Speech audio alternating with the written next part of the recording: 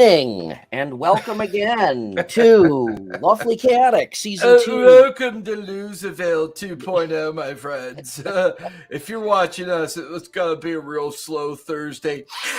I hope you brought your Vorpal weapon of +5 invulnerability.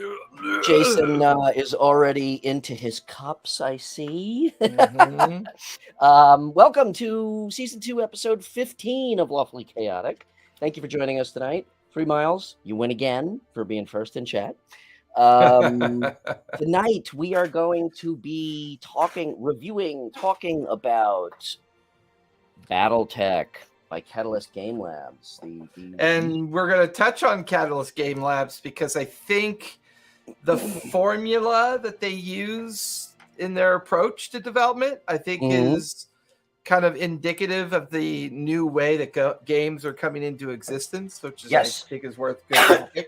Yep. But I think, to your earlier point we were talking about, Bri, they're showing those signs of growing too fast without kind of taking certain things into consideration at the same time. Yep, and we will get into Battletech, bye. We will get all Andy, hey, and Jeff, thank you, and Matt, thank you all for joining us. So yeah, we will get into all of that. I'm really excited because Battletech. Yep, Battletech. I got all my little robots. Pew pew pew. Okay. Pew pew pew. Enough of the nonsense. So we're done. No, I'm just kidding. Nonsense. I love that. I'm your huckleberry. Anyway, okay, let's get this show on the road. We have some announcements tonight. First and foremost, I would like to announce or let you all know that Sharon, unfortunately, will no longer be hosting with us. She has some projects of her own that she is pursuing. We really enjoyed having her on the show. She challenged both Jason and I to kind of think outside of our boxes. She provided a different perspective. So we had a really great time, and we're thankful for the time that she spent with us. But keep an eye on the Twitch space, and as soon as we know what the name of her channel is, she is currently working on her own channel, so I think that's going to be a fun journey for her. I can't wait to watch and see what she does. Yeah. So we will be eagerly awaiting that. So Sharon, thank you for your time with us, and for now, you guys are stuck with Jason and I. So somebody in chat has to act as moderator so that we don't talk over each other and become bigger asshole. Yeah, nobody wants that responsibility. Nobody wants that responsibility. Anyway, yeah, that is we're excited to see what she's going to do with that, Andy, for sure.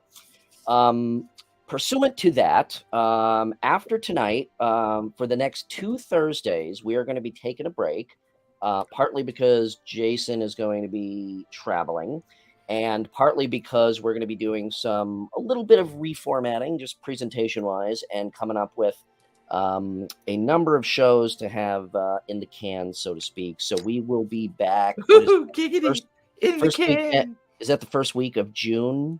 I think so, yeah.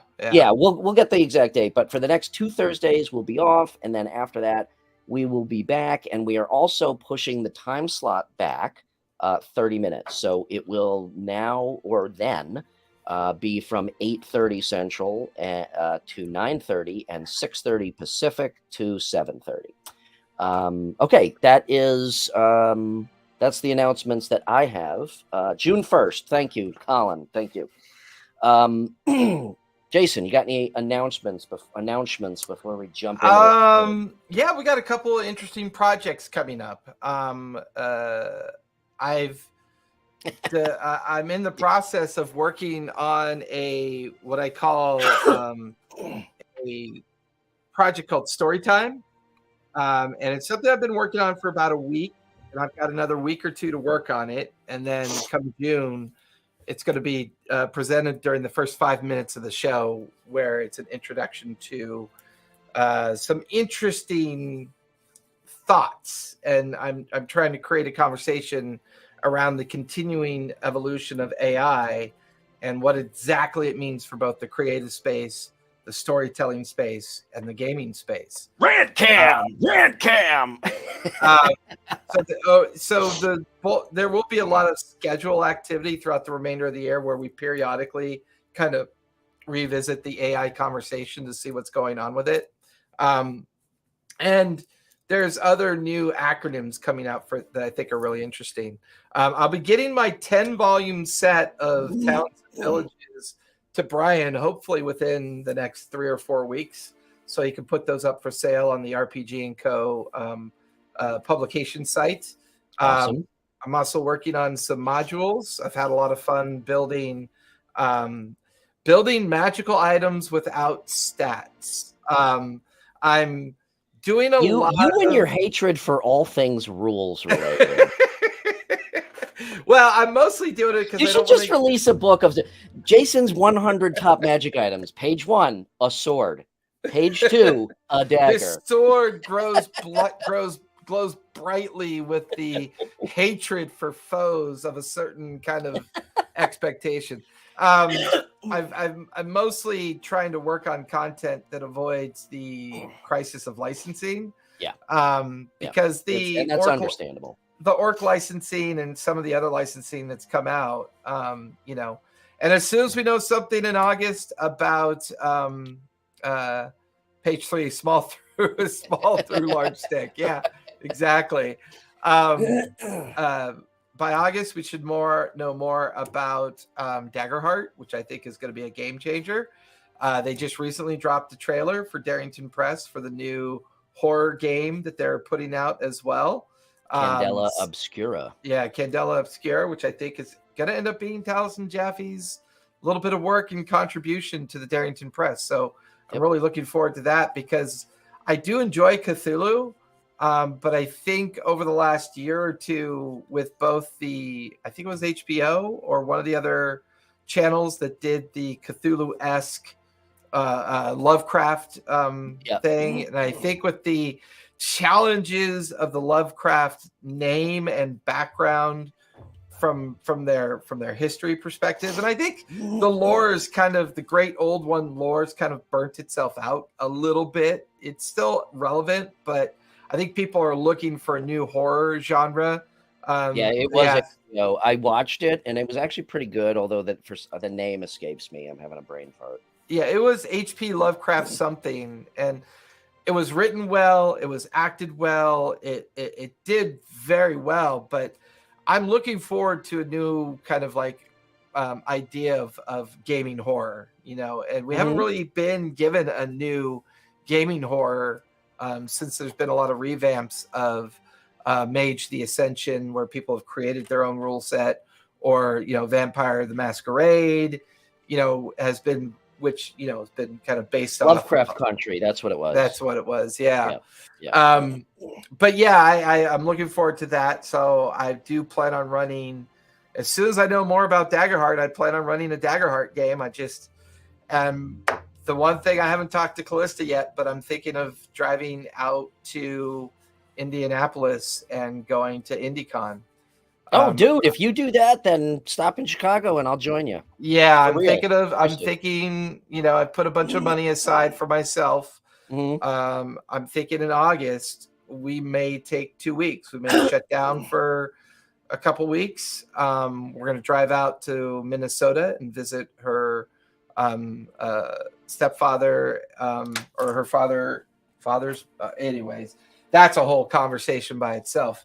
Okay, let's start talking about this game. So needless to say, we've got a ton of shit planned. So yes, we do. Yeah. Okay, so Catalyst Games has reincarnated not only Battletech, but also still to this day my favorite lore mythos, Shadowrun. Yes. We'll talk a little bit about both as it pertains to Catalyst, but we're going to focus on Battletech tonight. I finally got to play Battletech Alpha Strike a couple of weeks ago, and it is a completely different game Yes. Mechanics wise and Yes. play style and everything. And at first I was actually it was shock a little bit. But then as we got deeper into the game and continued playing, I actually realized that I don't think this is a replacement for the original Battletech. I think it's a completely different game. And I actually like it. I think they did a great job. So for those of you who are unfamiliar, the original Battletech game, which was originally released by FASA Corporation along with Shadowrun in the late 80s, Gary probably knows the date, was very much, it was small scale, kind of like squad tactics, if you will. And the game was based around the mechanics, the engineering of building a battle mech. Okay, you chose weight and tonnage and power and armor, amounts of armor and weapons and heat and all this stuff, and everything worked together with a formula. Obviously, it's like cars. The faster the car, the worse the gas mileage, the heavier the car, the safer it is, yada, yada, yada.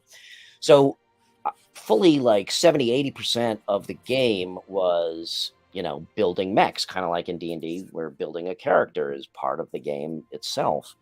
And consequently, a battle between, let's just say, 4 mechs, say 2-on-2, could take a few hours, which is not a bad thing, but it was very much like, counting hits through your armor and marking off little bubbles on the mech sheet.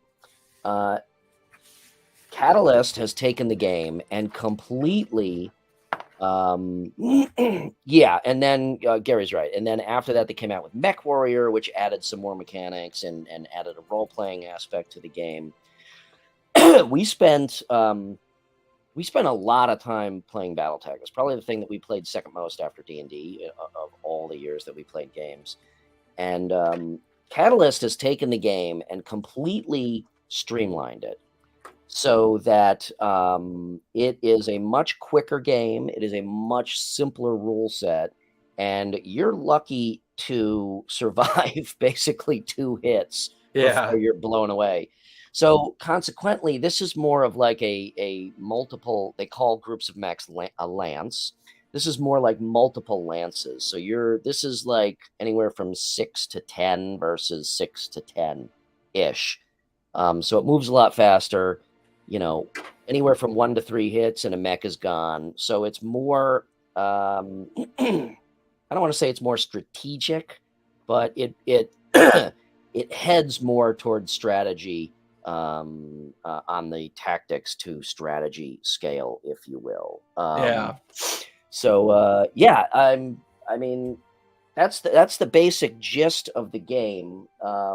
They've done So what I'll layer on top of that, because one of the things that I enjoyed about, that's another point. Yeah. We'll talk about that because I think it makes the opportunity of this particular game is threefold. And one of the things I think it does very well is that they create a really fun lore with the convergence of 5 different major houses that are duking it out in an area called the Inner Sphere.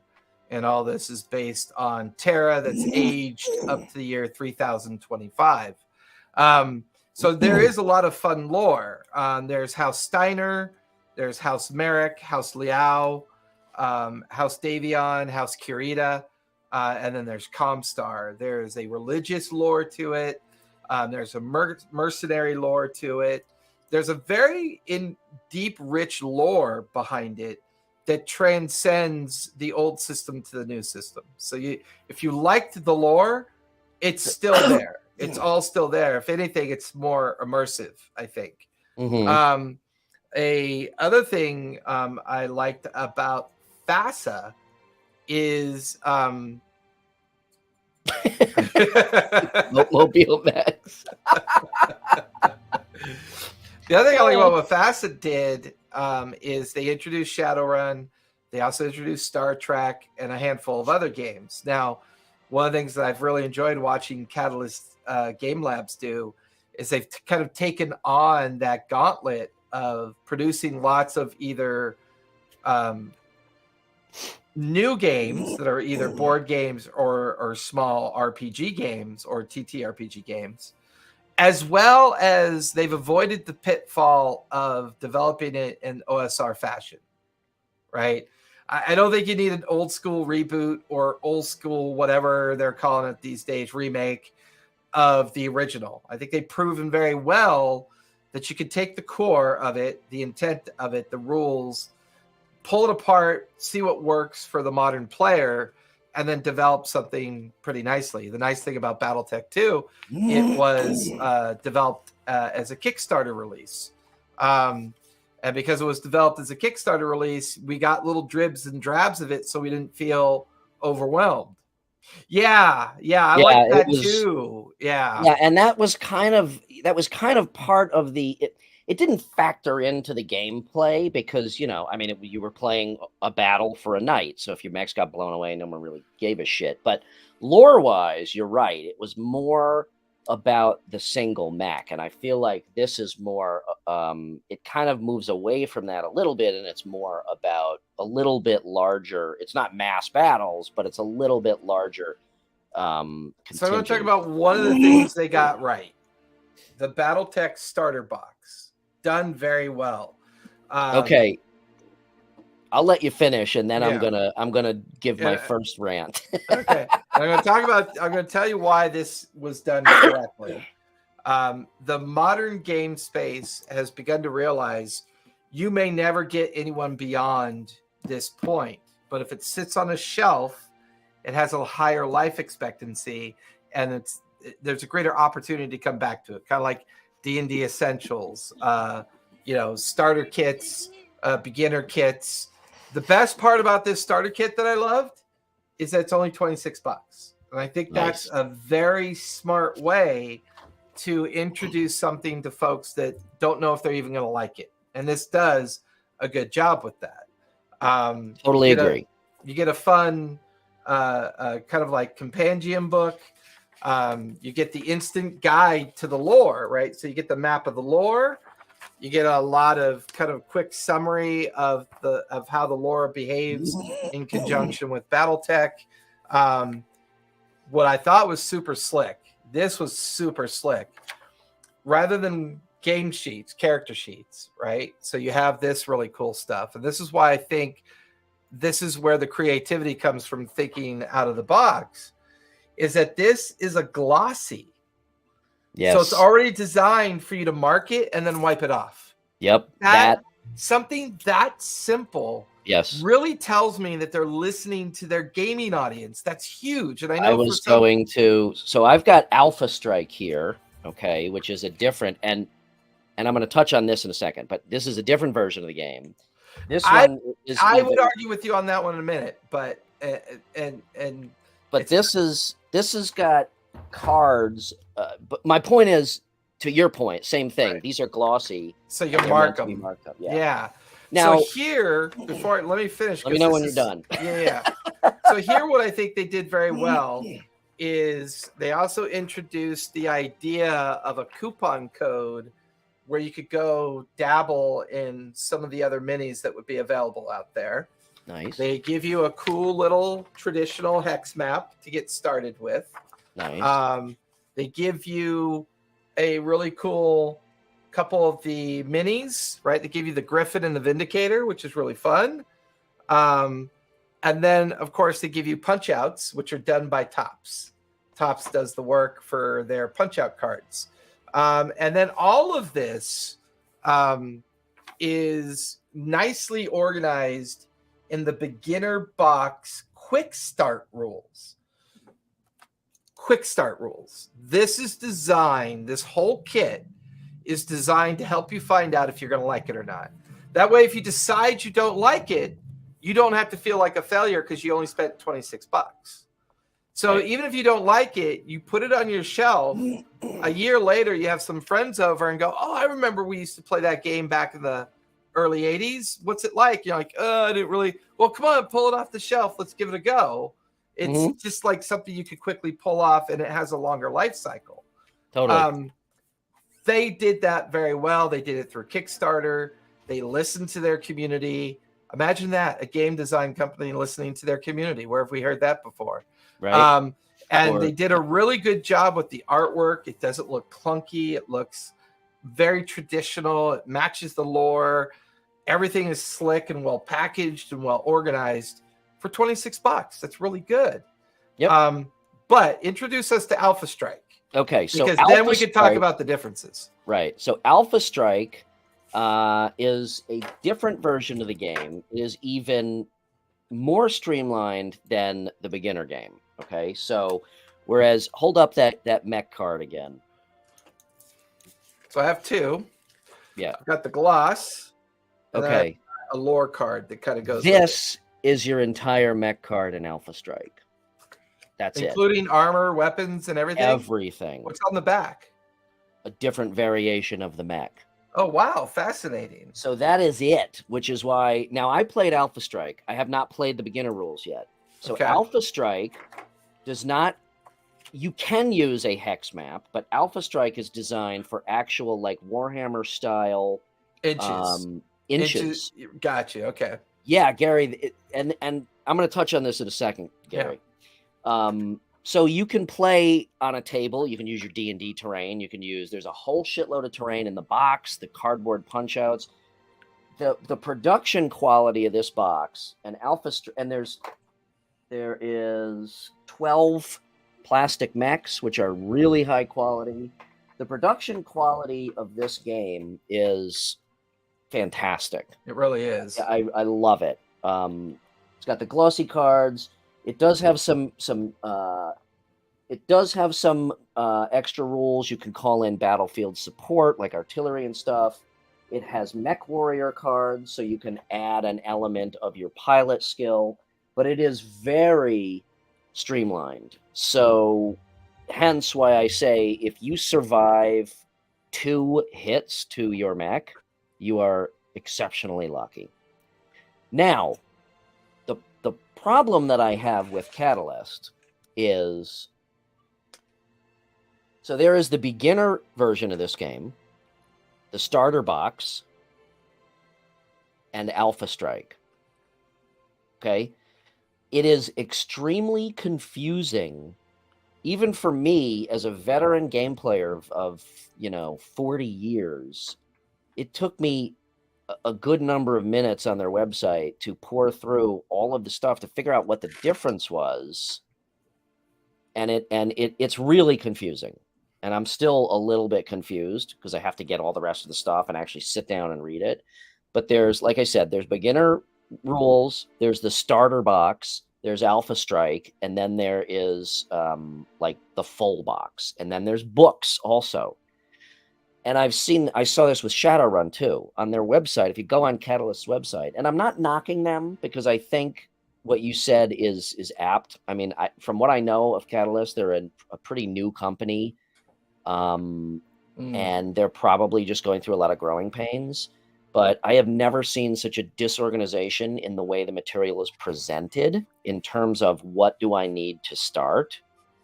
And Shadowrun is looking to be the same way. There's like 4 or 5 different elements, and it's just they need some focus in terms of how to take all these awesome variations and organize them better, whether it's calling it starter, intermediate, advanced, or literally the green box, the yellow box, the red box. I don't know. But I've been a follower of Kickstarter for a long time, even before it was something even anyone knew about. I followed it before Mystery Science Theater broke or set the record for its reboot and how it was beginning to be consumed by the audience of its use. And I think what you've described is a perfect byproduct of Kickstarter challenges, which is you develop timelines for these different unique rollouts. And as they get rolled out, they don't exactly sit on a shelf in your inventory with equal anticipation. So it's like, yes and no. Well, I mean, from a standpoint of a starting position, right? So I think they had a couple things in mind. I think when they developed it this way, yeah, there's a board game version of Shadowrun that I thought we'll talk about. Me and Brian are gonna do an episode about the Shadowrun game, and we're gonna be focusing on a lot of games this year. Beyond just D&D. Yeah, we're gonna be because just recently we spent a Monday off camera. We had the night off, and 4 of us played Rick and Morty's Anatomy Park, and we had an absolute blast playing it. I really want to play the new Dark Tower. I haven't been able to. Awesome. Love that. So to the point of Kickstarter rollouts, I think Kickstarter rollouts present a lot of challenges. Number one, I think the first challenge is you automatically put yourself in the hole when it comes to inventory. If Kickstarter says you're going to produce 2,000 boxes and they're all sold, if they become popular and you haven't planned well for how much more inventory you want available beyond the Kickstarter expectation, there's more impetus to say, well, you know what, let's not produce any more of those. Let's produce a different version of the next version, and then the next version. That's the whole point of Kickstarter, is to manage inventory. No, the whole point of Kickstarter is to get enough money from those that are truly excited about your product so that you can get everybody who's excited about your product what they want because of the rules of Kickstarter, because you're fucked if you fuck that up. You're truly fucked. That if you meet your goals you cannot produce, you're screwed. I know that. I know. But the whole point is to make sure, well, that's another topic. That is setting up a good Kickstarter campaign. Yeah, well, I think that's what, to your point, I think that's what they did really well. Is I think they set up a great Kickstarter campaign, an amazing Kickstarter campaign, but they didn't have anything to follow it up with to make sure to solve the problem that you're mentioning. Keep shit organized, organize the website. Organize this. I don't think that has anything to do with Kickstarter. I think that has to do with them personally. I think, I think it also, who was I? We were talking about this earlier. No, I was talking about this with Larry. Catalyst feels like a game run by gamers. Yeah. And that's not always jumped good. in and did a really good job with the game. They need somebody who knows how to run a business. Yes. And they need some marketing prowess. Actually, they need a lot of marketing help, because not only is their product line like a fucking shotgun blast at the wall. Their website's a shit show. Their website's a fruit horrible. salad. That's my point. It doesn't. I'm not even knocking the products that they have. They could be named better, because to me, beginner box and starter box is synonymous. Yeah, it's a little redundant. Yeah. But it's not even so much what they have. I like the fact that they have different versions of the game. They just need to fucking organize it and make it accessible in a better way. Their website is, you're right, it's a fruit salad. It's like, where the fuck do I go to order what I need to try this game? Yeah, so, nothing's categorized. Yeah. Nothing's really organized. And it doesn't tell you, for the simplest version, start here. Then go to here if you want more rules. Then go to here if you want more rules. I mean, it's as simple as that, really. They really just need some branding and marketing help. Maybe I should give them a call. To address an earlier point, the expansions are pricey, though. Once again, you got to be really careful with how you determine the cost of an expansion. So, for example, I know the Alpha Strike box goes for like $76. No, this is like $40. $45. Currently, they go for $76. I got it on Amazon for $45 or $40. Alpha Strike. This box. All right, I'm going to Politico fact check that real quick, because I was looking at buying that. I'm gonna Amazon fact check that. Well, what do you think I'm doing? I don't know where you're buying I don't know where the fuck you're buying your games from, man. Oh shit, 65. You're right. Good God. I told you. So I think maybe one I was of the things high when that I bought it. I don't remember. I don't know. One of the things about Kickstarters is they're a great launching point, but you may not, Yeah, a Lance expansion at 30, but something that I've been learning for the last 3 years about the cost of developing my stuff and what I do for a living now, you got to think in terms of the qualitative condition of the expansion. If you really look at that alpha box set, right? It's got how many minis in it? Like good quality minis in it? 16. 16. So let's assume that's $5 a mini. That would be an $80 set. You know what I mean? Like if you really start breaking down 14. Well, that makes Yeah. more sense, right? Because now you're at $3 a mini. Yeah. You know, $42 for the minis and then the book content and everything, right? So I mean, if you really start like Zombicide, which I can't wait to talk about. I love that game, and I think we should talk about that one. Oh my God, I've got 3 versions of it, and it's one of my favorites. Yeah.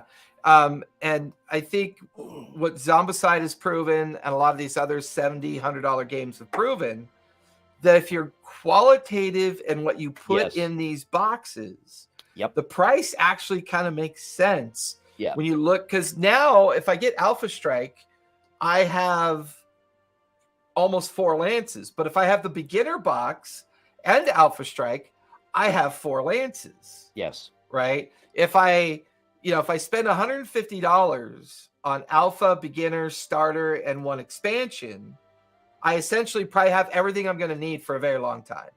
Yeah, the only absolutely. thing I'm probably going to want to add is my own mech interpretations, write my own rules for mechs, take their rules and have some fun with it. But to have a completed set that will last you for as long as you want it to last you for $150 doesn't feel that too heavy-handed to me, considering the entire D&D Beyond library cost me $2,400. Yeah, I actually agree with you. And I barely use 10% of their content. Same. I agree with you. And maybe the reason I thought it was $45 is because 70 for me for a game like Alpha Strike is nothing, because I have backed. That's like a book in D&D sometimes. Yeah. I've backed more Kickstarter campaigns than I could count. Cthulhu, CMON games, Zombicide, Cthulhu from CMON, all of these games. And when I do Kickstarter, I go all in, because what's the purpose of doing Kickstarter if you don't get all of the Kickstarter exclusives? Right. So on average, I come out of a Kickstarter game for a board game, a Kickstarter campaign for a board game, at about $300. So $70 for what's in this box, to me, is very reasonable. Not too bad. And I don't know if that makes us crazy, but I think, to your point, the production value, and this is something that I have actually been planning on starting for a long time, and I think I'm finally ready to do it, is doing game reviews based solely, in my world, of the production value of the game, not the rules or how to play, because everybody has videos about that, but just what you get in the box and the value of that. And I think with Kickstarter and with the quality and the production value of games these days, anybody who plays games, somebody who plays Monopoly, they may be like, $70 for a board game? You're fucking nuts. Anybody who is a gamer and plays board games, I don't think people balk anymore at $100 for a game, to your point, given what you get. So yeah, $150 to have a stack of content this tall, that's going to last you, probably that's all you need. Well, and one of the things I loved about Battletech when we used to play it is we would augment it with the RPG Mech Warrior. Yeah. And you played the RPG game and you got to a point where you had to climb into your mechs, and then you played Battletech as your Mech Warrior. That battle played out, and then you continued playing the RPG game. And I've been rediscovering a lot of the RPG ideas for Mech Warrior. And I mean, I've got between Larry's collection and my own collection sitting over on the game wall, I probably got over 62 books that are Battletech over, because it's all the vehicle specs, it's the city tech, aero tech. Yep.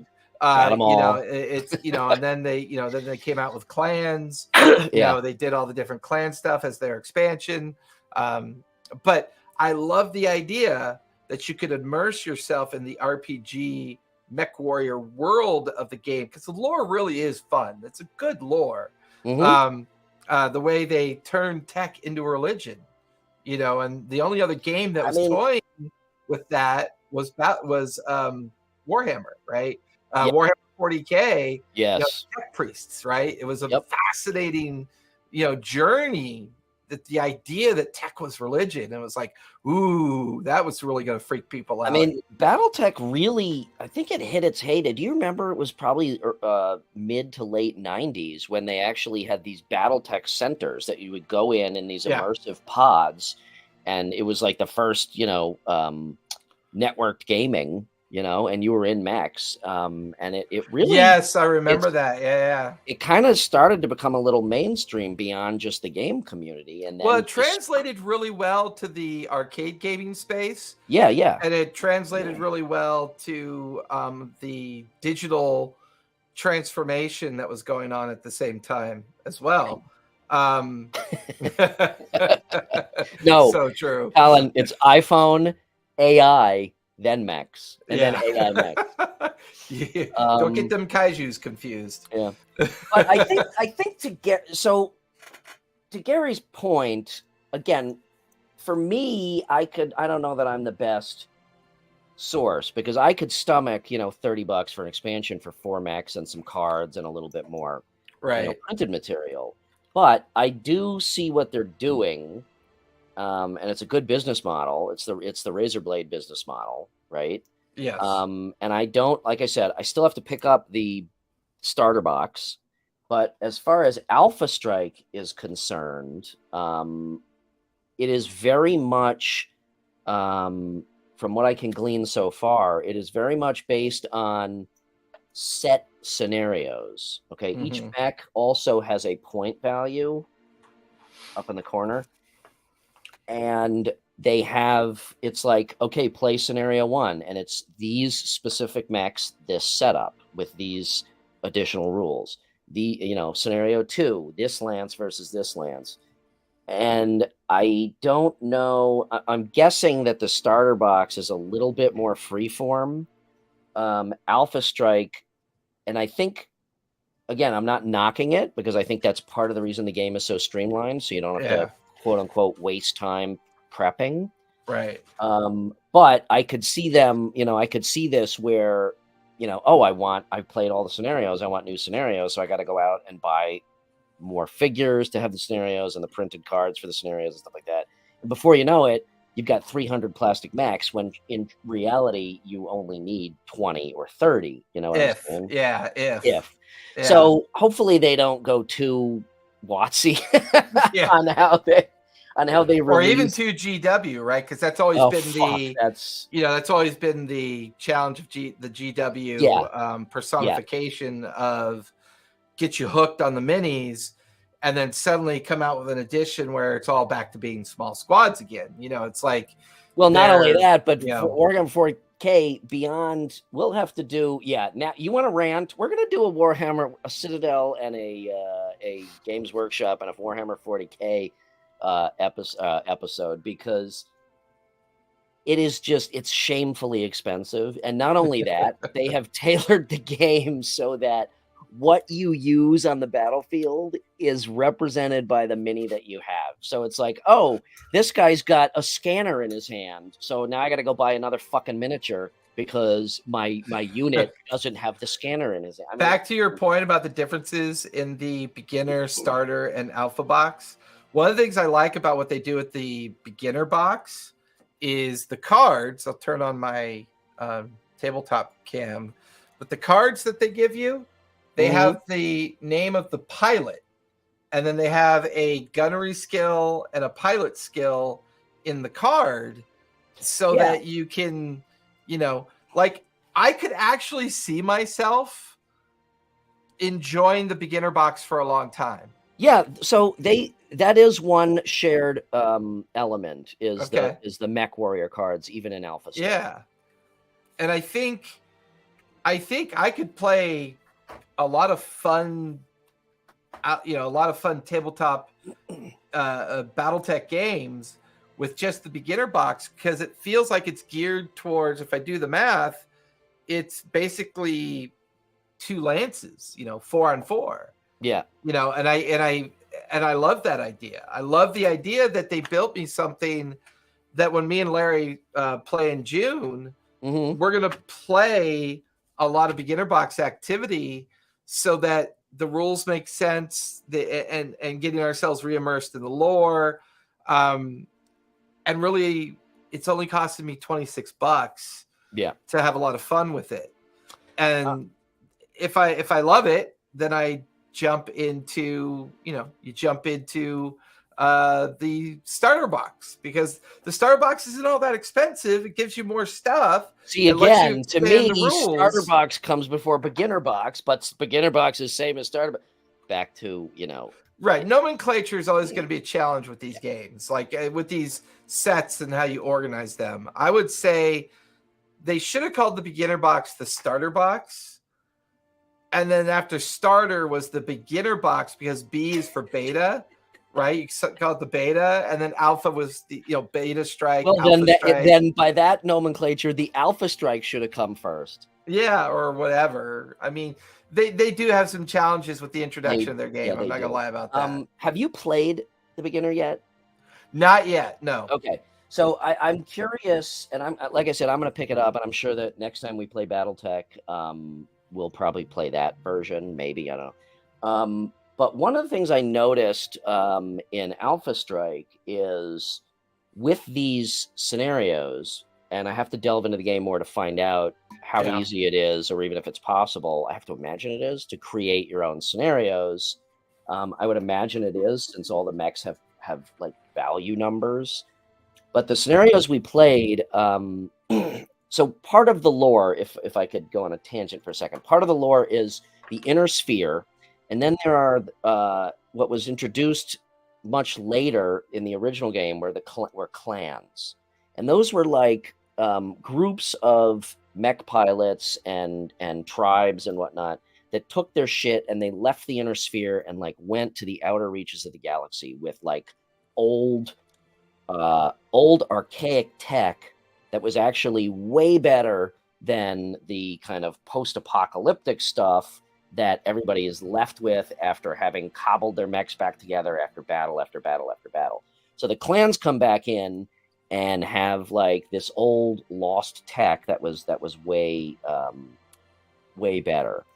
So as Jason said earlier, they brought that aspect back also with Inner Sphere and Clan.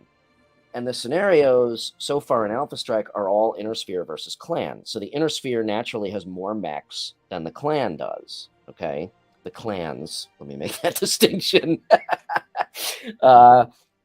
What we found, and we played 2 battles, but it was pretty decisive, very decisive. What we found in both is there was a definite economy of action element going on, because both times the Inner Sphere kicked the ass of the Clan team because they just had more mechs.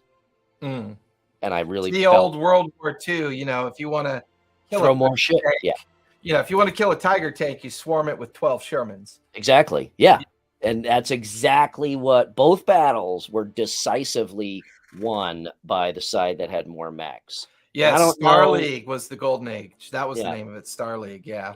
And I don't know if that is, I don't know if we haven't played enough into it, or we haven't used extra rules yet, or if it's just an inherent, or if it's an inherent flaw in the mechanics of the game. I think to see how that plays out. I think what I thought was interesting, and I get why they got rid of it. They got rid of the heat system. That was the most fun part of the fucking game. Yeah, but the problem with the heat system is it added an economy that limited your ability to really get into other mechs. And one of the things I like about this new economy that they've developed, and it plays out more in Alpha Strike based on your description, you're more likely to pilot more different mechs now, because your mechs get blown up so quickly. It's not so much your obsession with an individual mech like in the original Yeah. mechanic. Yeah, like I don't want to lose this mech that I spent 4 Yeah, hours you know, building. and there's a whole lore behind that in the original version of the game. So But the only way now, heat takes Yeah. takes effect in Alpha Strike yeah, is it tells you if you are able to overheat to do extra damage. That's it. right, And then if you take some criticals, there is this very small critical chart. If you take right. some criticals, your heat could build. But you're right. In the The original way, game, it was a and I'll talk major about that in a aspect. minute because I think that that is part of the lore that may be missed, and I don't know. I want to see more Max in D&D. Super artificer. um, But the heat was the best part of the game. You No, fucking it really overheat wasn't. and go ape shit. I hated the heat thing, and the Oh. reason why is because now that I've read their new rules, the lance tactics was what I loved more. And because I love the lance tactics more than the individual obsession with the individual mech, I was bogged down in a mechanic that was not fun. And to the economy of scale is how it made sense to a lance tactic, made it very slow, and the game would take 8 hours to play. Based on the way I'm seeing the rules now, you're not as plotting or methodical. You're able to embrace the lance tactics more effectively, and you have a lot more fun with a more expansive battlefield, and that's what I was missing with the old game. Now, Okay, and you're not wrong. The lore I did love about it though was how they talked about the ability to build new mechs didn't exist anymore. So mechs were passed down from generation to generation and generation of family pilot members, so that you could have a pilot that was sitting in a 500-year-old mech that was barely held together by baling wire and, and chewing gum and Band-Aids.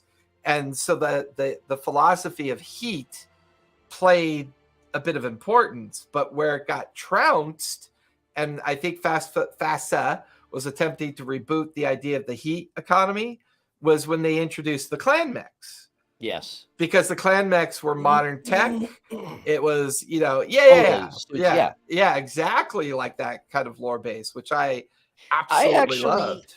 So in that, the new games actually divorce themselves from the original lore by this new. You're totally right what you said about less plotting and more like, okay, well, these 3 guys are going to die, but that's okay because all we need to do is win the battle with 1 guy standing. Whereas in the original game, even if it was, say, 4-on-4, you still weren't really playing a lance of 4 against a lance of 4. You were playing 4 mechs battling 4 other mechs. Yeah. And it was always like, I don't want to lose any of these mechs.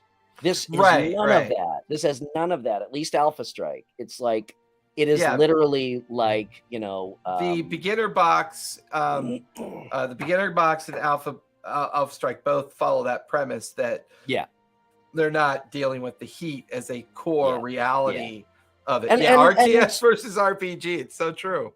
Yeah. So I mean, you're not wrong. I like what I see so far, and I'm definitely going to keep playing it. I think personally, since I'm used to more difficult games, I kind of like and again, the caveat is I haven't played. Barrybot subscribed. Yay! Actually, EMP Studios just gifted a sub. Oh, okay. Okay, gets applied to people that are following the channel. Oh, okay, gotcha. Thanks, Cesare. Appreciate it. Oh, thank you, Ches. Somebody who I owe a phone call to because I'm paying all of his wonderful work that he did for me in the studio with transferring something over to him, and I unfortunately fucked it up, and I got to talk to him about it. So. Okay, well, call him. Thanks for the gifted sub, Ches. I love you. So anyway, like I said, my view may change as I play more of Alpha Strike and beginner game, but I kind of feel like I like the old version better. But like I said, to me, these are 2 different games. Like I could easily, we all get really into games that we love, but I could easily see playing classic Battletech one weekend and playing Alpha Strike the next, depending on how heavy you wanted it. that night. New version sounds like Zerg Swarm versus old. Yes, yeah, exactly. Well, but one thing they do a pretty decent job from all the different scenarios I've been reading is that I think they've recognized the sense of the fast pace of the play now, and the scenarios get more creative. Yeah. There's a couple scenarios where you have to capture a command center. You then have to hold the communication tower. And then once you hold the communication tower, you got to go rescue a downed Aerotech dropship, that is need of rescuing. And then depending on how well you do those 3 different scenarios, whoever gets the highest points wins that 3 scenario campaign. So right. And to be fair, all we played so far is just blow everybody away. Right. And to me, tactics of a TTRPG, when you get into a tactical environment, to me, that's the fun. Like, I really love the swiftness of a tactical game, which is probably why I love 40K so much, because it had a lot of that. I do too. Into it. I do too. Well, I also like Mordheim a lot because of that. Necromunda, although Necromunda was a little bit plotting, but I like what they did. I think what they did makes sense. I think I have more opportunities to play the game now because people aren't going to feel overwhelmed by an 8-hour game. And I think, and it's going to be a lot easier now for 4 people to play each other because 2 people will each have 4 mechs that aren't burdensome. Right. And then the other 2 people will have their 4 mechs, and you're playing a much more traditional tactical war game that allows you to have that tactical fun, of moving about the table, using the terrain. One lance is trying to capture the communication array. The other lance is trying to capture the commander's bunker. The other lance is trying to capture the pass to move into the valley. So I think the tactics are eventually going to win out. Yeah. And they just are. I would agree with that. And, it occurs to me that this game serves a kind of or can serve a really interesting role in bridging the gap between your more advanced gamers and your casual board game players. I like that description. Let's get together for a dinner party and play a simple board game. Yeah. Like my wife, for instance, would probably never play the old version of Battletech, right? Oh, definitely not. I might actually be able to convince her to play this because it falls right in the middle of those. And two. I know Calissa's is not a big sci-fi person, but I think she loves tactics. And I think she'll enjoy this. Yeah. Also, it's a great way for generational players who've been playing throughout many different generations can pull in a generational player that hasn't played for a long time and kind of have some fun getting them back into a game that has a little bit of nostalgia for them, but they still have to kind of learn that it's more of a tactical based game now, and that might inspire them. I could see this also being really good for like a almost like an esports season. I was just gonna say this game is almost or like what was the game in Battle Alita, Alita Battle Angel, Rollerball, but I really feel like this game is now a really, really good tournament game. I think it could become a really good tournament game because you can build bracket systems that make sense. You could build point systems that make sense. You could customize point systems. Who's got the most surviving mech? You could build all these really neat ways to go into a convention center, set up 10 tables, and have a tournament. Pre-set up all the scenarios and say, okay, everybody starts with 100 points. Yep. You have an hour. Go start your scenario. At the end of that hour, you tally up your winners of the scenario. You collect the survivors, move them on to the next set of tables. Yep. Do it again. I would do a tournament with this in a heartbeat. This is done well enough. It would be good for that. 2 games that come immediately to the top of my head for that is this and Dice Throne by Roxy Games. Yeah. Yeah, and that could be a lot. That could be a lot of fun, especially within a convention type setting. But even like to have, if you have a game club, to have an Oh yeah, ongoing like a season, do the yeah. summer season, and Well, it and could once really again, I like think fantasy football type of thing. I got to reiterate, one of the common themes in the gaming space conversation is who's listening to the players. Yeah. Because whoever's listening to the players is going to win the war. They're going to Yeah. win that multi-billion-dollar player space over time. Yeah. As those that develop games don't listen to the players, which we've had that experience, and they develop shitty content, we eventually reshelve it all. We get exposed to a whole group of people that might be playing the newer stuff, and we try it out for a while because, Catalyst Games may be a little disorganized, may need a little help with their website. Maybe their branding names could use a little review and a little kind of revamping. But you could tell something as simple as glossing the character sheet so you could write it up with a marker and wipe it off with a little wet nappy. Tells you that somebody listened to a very common theme from a player. Yeah. Or it could be as simple as they have a generational player that remembered putting those paper sheets into the 8.5 by 11 page protectors. And you glossed over that until you accidentally dump your binder and they all come spilling out of the page protectors. And you have 80 page protectors with little black dots on it. You have no idea where everything goes. We've all been there. I will say, to sum this up, I will say I'm going to pick up Shadowrun. I'm going to pick up the rest of the Battletech stuff. From what I've seen so far, even with the problems, and the main one is, again, just being organization, naming, organize your products and fix your fucking public website. And you know what? When you and get out there, properly brand yourself and engage. Pay attention to your analytics. Take some time to hire a social media manager. Pay attention to your analytics. Understand the value of the audience that you're not getting out to. And get something rolling out there. You know? I'm actually gonna reach out to them just out of just to pique my own curiosity and ask them, like, who does your branding and all that. But anyway, more importantly, just ask them about an affiliate program. Because almost all these newer games now have an amazing affiliate program.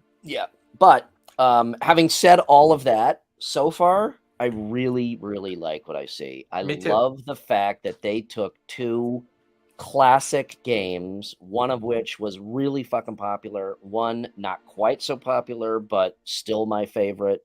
And resurrected them in a way that really expands their audience. And I like your use of the word resurrect. Not pull it out of a file cabinet and say, here you go, but really looked at what worked and what didn't work and built it into something that you could fall in love with again. I am really interested to get the Shadowrun book and see, because Battletech, again, different mechanics, so it's apples and oranges, but their mechanics were fantastic for what it was. Shadowruns sucked. They were bad mechanics. So I'm really interested to see what Catalyst has done with that. I took a quick flip through the book when we were playing this the other weekend. It looks like it is much more in-depth, kind of skill tree type stuff. I don't want to get into that in another show. But anyway, like I said, suffice it to say, you pissed away another hour with us. Thank you all for doing that. So okay, to reiterate, thank you everybody for joining tonight. Sorry there wasn't more ranting, but to reiterate, it will be Jason and I from here on out. Check out Catalyst Games, Battletech, beginner set, starter set, alpha strike, intermediate beginner set, beginner intermediate strike set, all of their shit. But it's definitely worth checking out. It's a fun game. If you want something that is really quick and easy to get up and go, check out Alpha Strike. If you want something with a little bit more depth to it, but still much easier than the old version, check out the starter set. So it will be Jason and I from here on out. And just really quick to remind everybody out there, we are not sponsored by them. No, We we're will not sponsored never by anybody. review a game that's free to us. We will Yeah. never review a game that's sponsored to us. One of the things in my 3 years of doing this content creation and getting the community together to teach, learn, and play these games is I don't sponsor. The only person I've ever sponsored, and I will always sponsor, is either RPG&Co because of their amazing branding that they've done for my overlays, but that was a trades that we did. And EMP Studios, who built the studio that I'm currently lucky enough to be able to be a professional creator and gamer in now. So that's the only 2 times I've ever done it. We want you to get a neutral third-person perspective from a game. We'll spend our money first before we have you spend your money. And I will say, with absolute quality in mind, if you enjoy sci-fi, if you enjoy tabletop tactics, and you enjoy the idea of the lore of Battletech and getting into a new sci-fi genre, if you're kind of done with the Star Wars stuff and you're done with the Star Trek stuff, give Battletech a go. You'll love it. You really will like it.